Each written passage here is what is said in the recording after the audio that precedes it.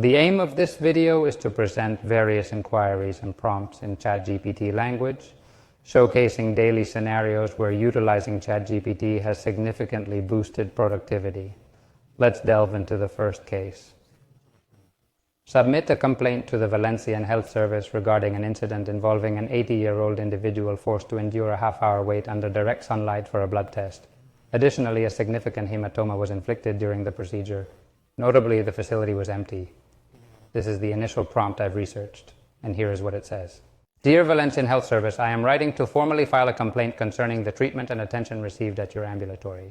The basis for this complaint stems from the experience of an 80-year-old individual who, regrettably, encountered several inconveniences during their visit for a blood test. The incident occurred on, here you put the date, at, and the name of ambulatory. The affected person underwent distressing circumstances during this visit.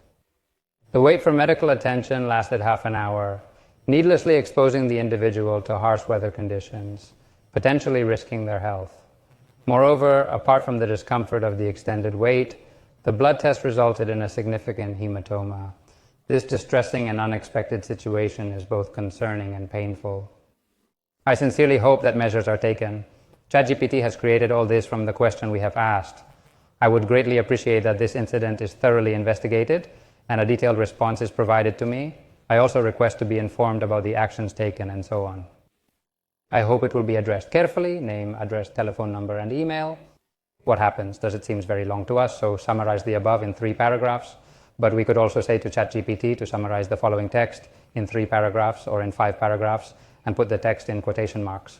Also translate into English, as you will now see another translation, the following text, and provide the text as long as it fits in the context. It will handle it without any issue. Here, take a look. Dear Valencian Health Service, through this letter I'm presenting, as you can see, it ends as a single paragraph. What's happening? Do we want to expand it a bit? We could easily merge concepts from the previous prompt into this one, and our letter would be complete. Here's another intriguing prompt. I'm composing a request to the Liria Town Hall, seeking permission to excavate the sidewalk in order to redirect a canalization on behalf of a community of neighbors. I come here, and here I have put it. Dear City Council of Liria, I am addressing you, the name of the community of neighbors, name in order to request a permit to open the sidewalk in for the purpose of diverting a subway canalization. The need for this diversion arises due to explain the reason or specific problem.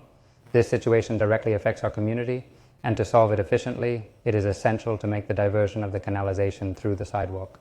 We are committed to take all measures. As you can see, we will work and collaborate with the professionals in charge. Therefore, we respectfully request, we thank you kindly, contact number, email. Notice the letter is already drafted. What happens? We aim to translate it into Valencian because the City Council communicates in Valencian, considering it more preferable. So let's translate the aforementioned text into Valencian, and here it is. Click this small button, copy it, and paste it wherever needed. All right, let's scroll down. We've already got this part. Now let's assess the risk. We are going to see the danger of the ChatGPT for homework, for work sent home to children. This will change the way children are assigned tasks. There's no turning back. It cannot be prohibited. It's akin to the arrival of trains when stagecoaches couldn't prevent their impact. Similarly, the same thing happens here. There will be a period of adjustment where attempts might be made to restrict it, but there's no step back. Our focus should be on adapting our teaching methods to acknowledge that children have access to this tool. For instance, write a text as if you were a 12-year-old discussing education in ancient Rome. This will serve as a foundation for creating a PowerPoint presentation. We've placed it here, and ChatGPT said, hello everyone, I want to talk to you about education in ancient Rome. It was super interesting, so get ready to learn some great stuff. In Rome, education was very important. Children started their education at home, learning to read and write and do basic math. Then children from rich families could go to school. But beware, there were no schools like there are now. There were no nice classrooms or chalkboards. The word used seems to be Spanish from Latin America, which might be useful depending on the country. However, here in Spain, it might sound distinct. Let's ask ChatGPT to rephrase the previous text using Spanish from Spain. We could also consider idioms from Colombia, Mexico, or any other region. Okay, so here we go. Hello everyone, I want to talk about education in ancient Rome. It was super interesting, so get ready to learn great things. In Rome, education was very important. Children started their education at home, learning how to read and write, etc. Of course, if a kid simply copies and pastes this text as is, even though it's written in a style suitable for a 13-year-old, teachers might easily spot it. However, if the student makes some adjustments and tweaks the text to match their own style a bit, it will be quite hard to tell that it's been generated by artificial intelligence. There are tools generated by the company OpenAI itself, which is the one that has brought to the market ChatGPT, which is capable of detecting if it's been generated by an artificial intelligence and often concludes with a summary. If copied literally, it can sometimes be flagged, but if used as a foundation and slightly altered, it becomes incredibly challenging to detect.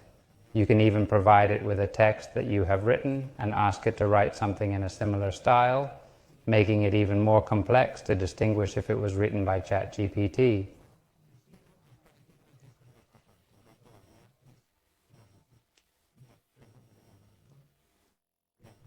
Alright, we have come to the end of this video where I wanted to give you some everyday examples of how to use ChatGPT to increase our productivity. Thank you for your attention.